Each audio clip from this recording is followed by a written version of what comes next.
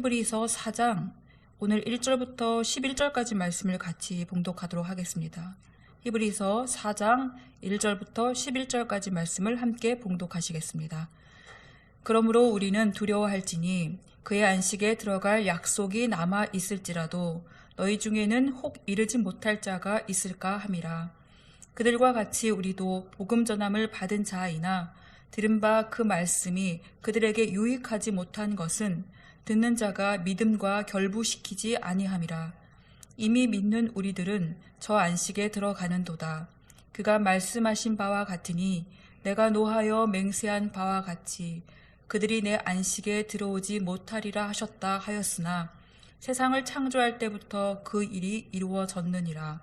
제7일에 관하여는 어딘가에 이렇게 일렀으되 하나님은 제7일에 그의 모든 일을 쉬셨다 하였으며 또다시 거기에 그들이 내 안식에 들어오지 못하리라 하였으니 그러면 거기에 들어갈 자들이 남아 있거니와 복음 전함을 먼저 받은 자들은 순종하지 아니함으로 말미암아 들어가지 못하였으므로 오랜 후에 다윗의 글에 다시 어느 날을 정하여 오늘이라고 미리 이같이 일렀으되 오늘 너희가 그의 음성을 듣거든 너희 마음을 완고하게 하지 말라 하였나니 만일 여호수아가 그들에게 안식을 주었더라면 그 후에 다른 날을 말씀하지 아니하셨으리라. 그런즉 안식할 때가 하나님의 백성에게 남아 있도다.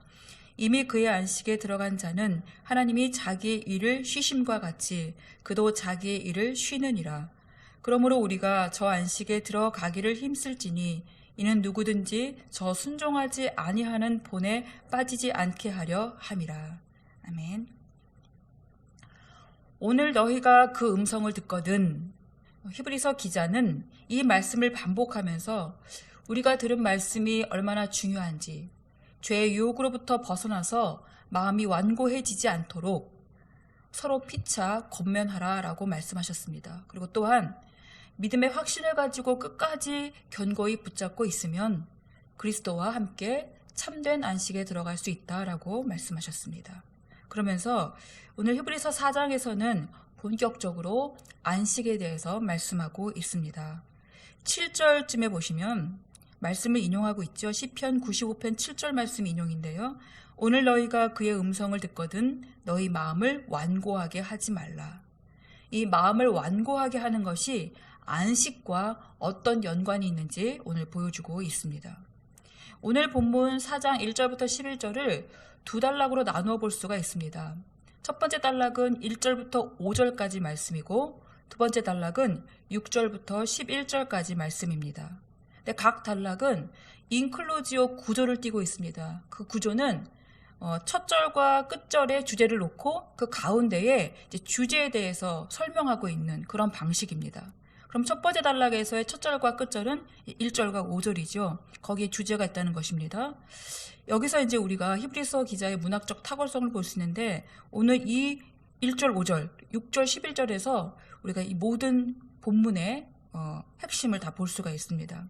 자, 1절은 그분의 안식에 들어갈 약속이 있다는 말씀입니다.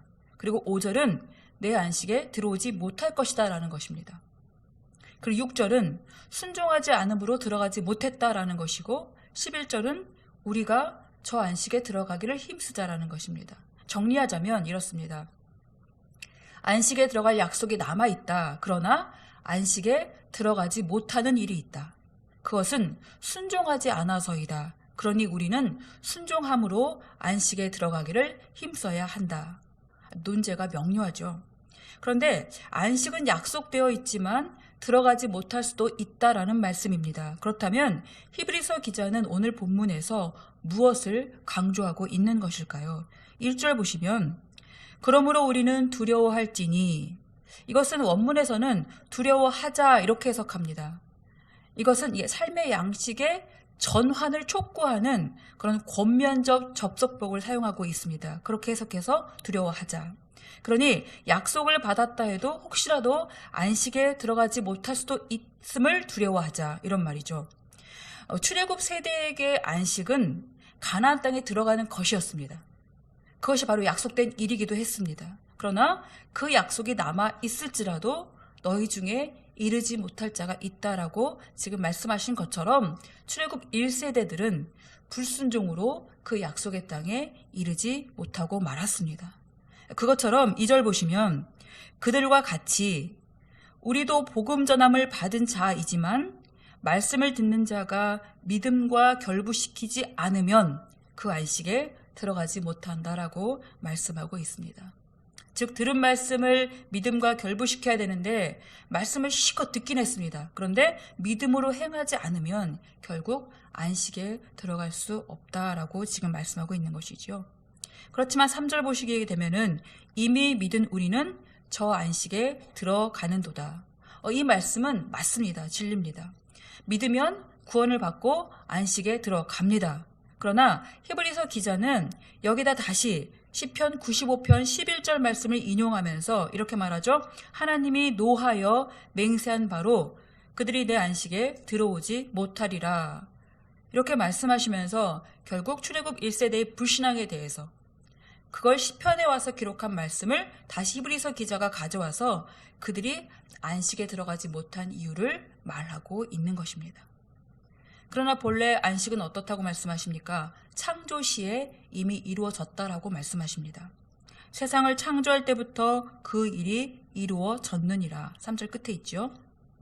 그리고 4절 제7일에 관하여는 어딘가에 이렇게 일렀으되 하나님은 제7일에 그의 모든 일을 쉬셨다 하였으며, 그러니까 하나님은 6일간 천지를 창조하시고 나서 제7일에 안식하셨습니다.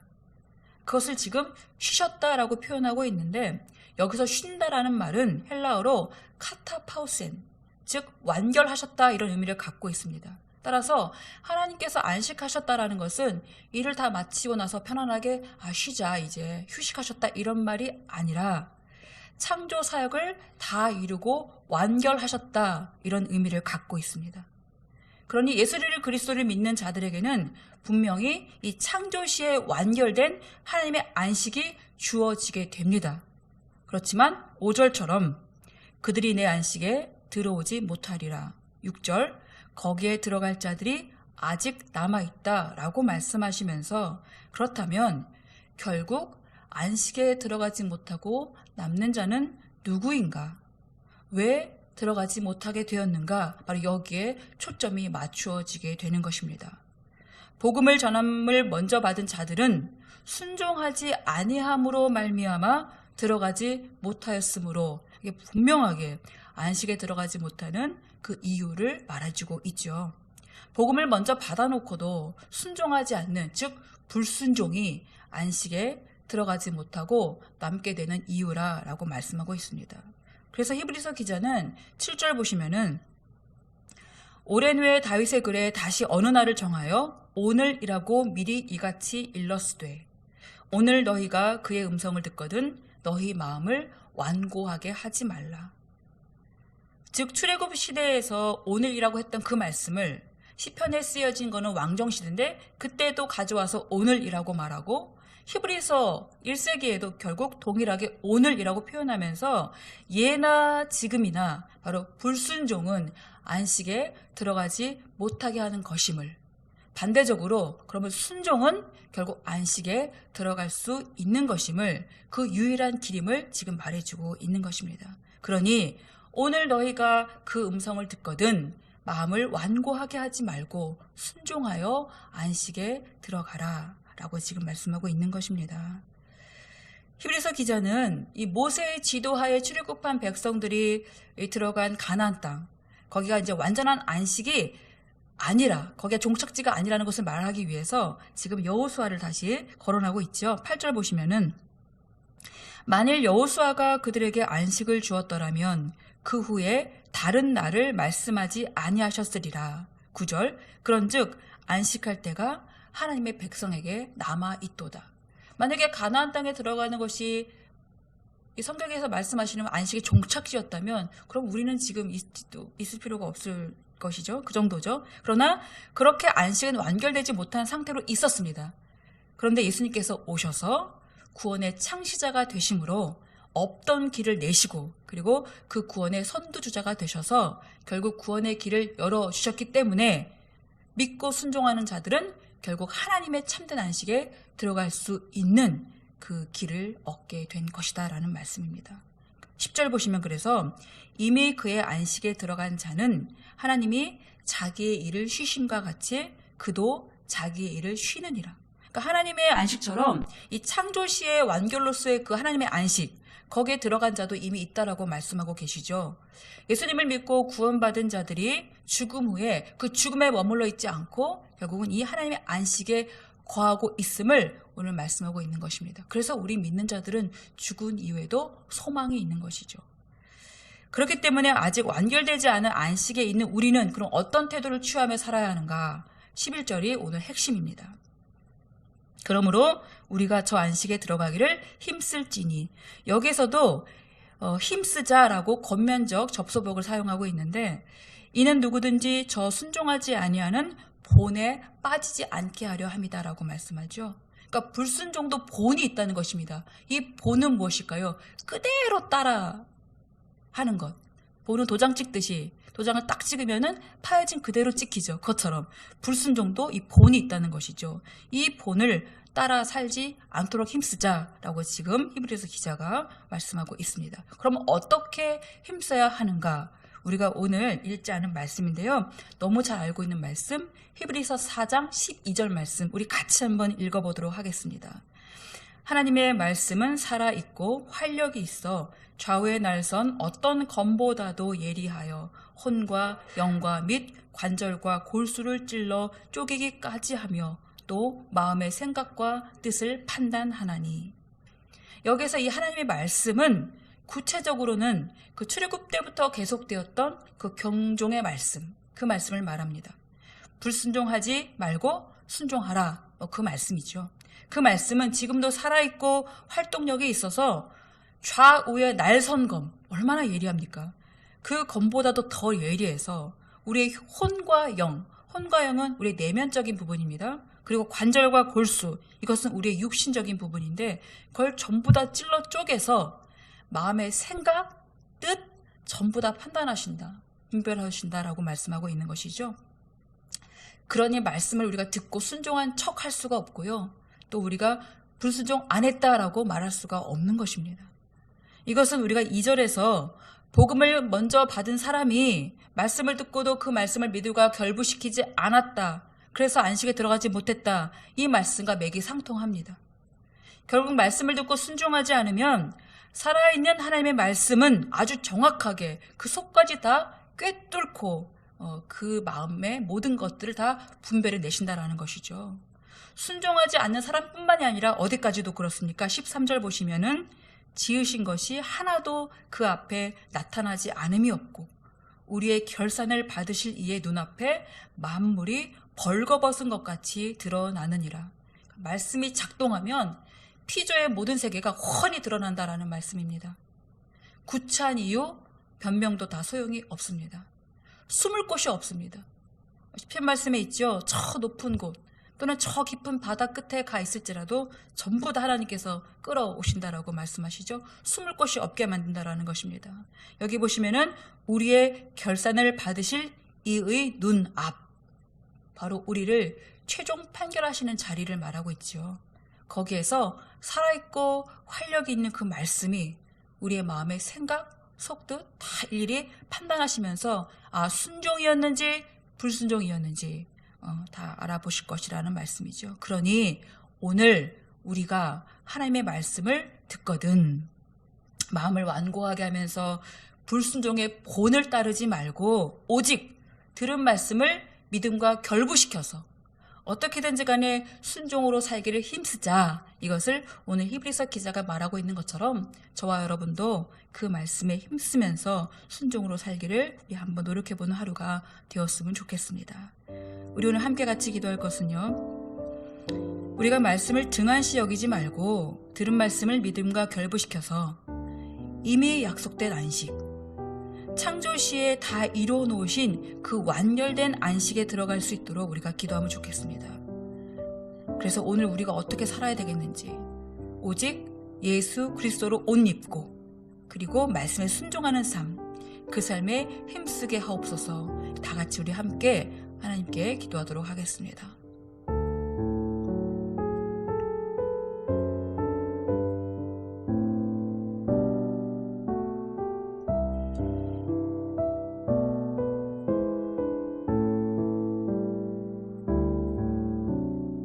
하나님, 세상도 그렇고 우리도 그렇고 안식을 원합니다. 참된 안식을 추구하며 살아갑니다.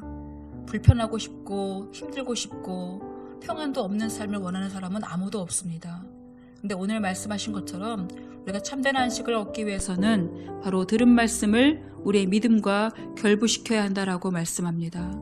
주님, 우리가 말씀을 참 많이 듣고 살아갑니다. 그러나 그 말씀이 우리의 삶으로 잘 옮겨지지가 않습니다.